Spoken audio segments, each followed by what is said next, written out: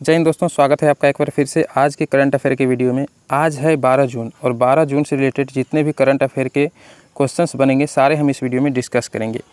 तो बिना किसी देरी के आइए आज का पहला सवाल देख लेते हैं। पहला सवाल है हमारा, हाल ही में विश्व प्रत्यायन दिवस कब मनाया गया?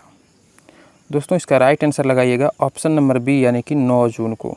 ठीक है, अगले सवाल की तरफ चलते हैं। अगला सवाल है हमारा, हाल ही में किसने Dilip Bose life time achievement पुरस्कार जीता है? ऑप्शन आपके सामने है, यदि आपको इनमें से किसी का भी जवाब पता हो तो कमेंट में लिख सकते हैं।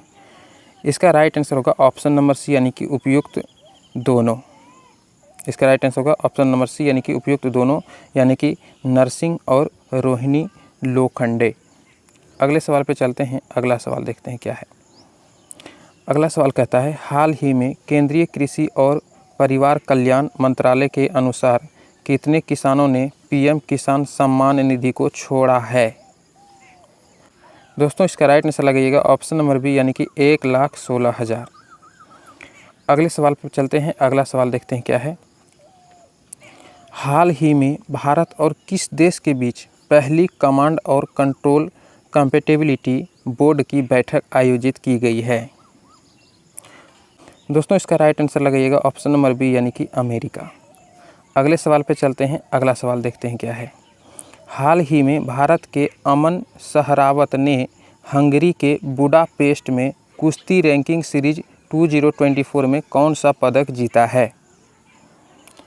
दोस्तों इसका राइट आंसर लगाइएगा ऑप्शन नंबर सी यानी कि रजत पद। ठीक है, अगले सवाल पे चलते हैं और अगला सवाल देखते हैं क्या है।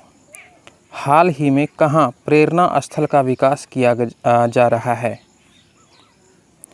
दोस्तों इसका राइट आंसर लगाइएगा ऑप्शन नंबर सी यानी कि दिल्ली में प्रेरणा स्थल का विकास किया जा रहा है। अगले सवाल पे चलते हैं और अगला सवाल, हाल ही में तीसरी भारतीय विश्लेषणात्मक कांग्रेस कहाँ आयोजित की गई है? दोस्तों इसका राइट आंसर लगाइएगा ऑप्शन नंबर बी यानी कि देहरादून में। अगले सवाल पे चलते हैं। अगला सवाल है, हाल ही में कुमुद सैनी ने तीरंदाजी एशिया कप 2024 चरण 3 में कौन सा पदक जीता है? दोस्तों इसका राइट आंसर लगाइएगा ऑप्शन नंबर सी यानी कि स्वर्ण पदक जीता है। अगले सवाल पे चलते हैं और अगला सवाल देखते हैं क्या है। हाल ही में भारत और किस देश की नेवी के बीच छठी स्टाफ वार्ता कहाँ संपन्न हुई है? कहाँ संपन्न हुई है, यहाँ 2 बार गलती से मिस्टेक हो गया है। ठीक है, किस देश के बीच आपको बताना है, तो इसका राइट आंसर लगाइएगा ऑप्शन नंबर बी यानी कि ओमान। ठीक है, किस देश की नेवी, तो ओमान की नेवी। ठीक है, अगला क्वेश्चन पे चलते हैं। अगला क्वेश्चन देखते हैं क्या है। हाल ही में किसके द्वारा दुनिया का पहला ईवी बैटरी पासपोर्ट पेश किया जाएगा? दोस्तों इसका right answer option number C लगाइएगा यानी कि वोल्वो। ठीक है, अगले सवाल पे चलते हैं और अगला सवाल है, हाल ही में किसके द्वारा एक डिजिटल भुगतान इंटेलिजेंस प्लेटफॉर्म स्थापित किया जाएगा? दोस्तों इसका राइट आंसर लगाइएगा ऑप्शन नंबर ए यानी कि आरबीआई के द्वारा। अगले सवाल पे चलते हैं और अगला सवाल देखते हैं क्या है। हाल ही में रामोजी राव का निधन हुआ, वे कौन थे? दोस्तों इसका राइट आंसर होगा ऑप्शन नंबर बी यानी कि मीडिया दिग्गज थे।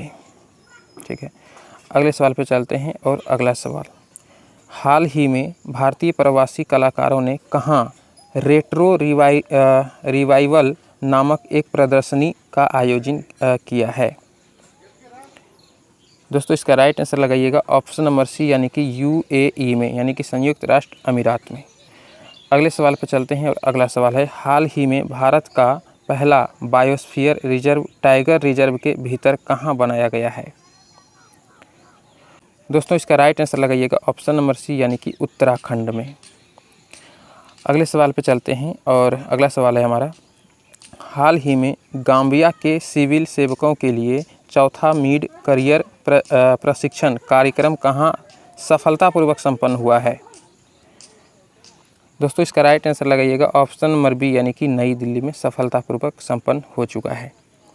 तो दोस्तों उम्मीद करते हैं आपको आज का करंट अफेयर का ये टोटल 15 क्वेश्चन था।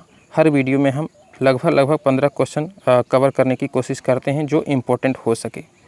तो उम्मीद करते हैं आपको आज का क्लास पसंद आया होगा, और यदि क्लास पसंद आई हो तो अपने दोस्तों के बीच शेयर कीजिएगा, एक लाइक ज़रूर कर दीजिएगा, और यदि चैनल पर नए हैं तो चैनल को सब्सक्राइब कर लीजिएगा कल के करंट अफेयर के वीडियो के लिए। हम रोज़ाना वीडियो लगभग 7 से 8 बजे के बीच अपलोड कर देते हैं, तो आप लोग देख के अपना प्रतिस्पर्धा बढ़ा सकते हैं। तो मिलते हैं नेक्स्ट वीडियो में, तब तक के लिए जय हिंद मेरे साथियों।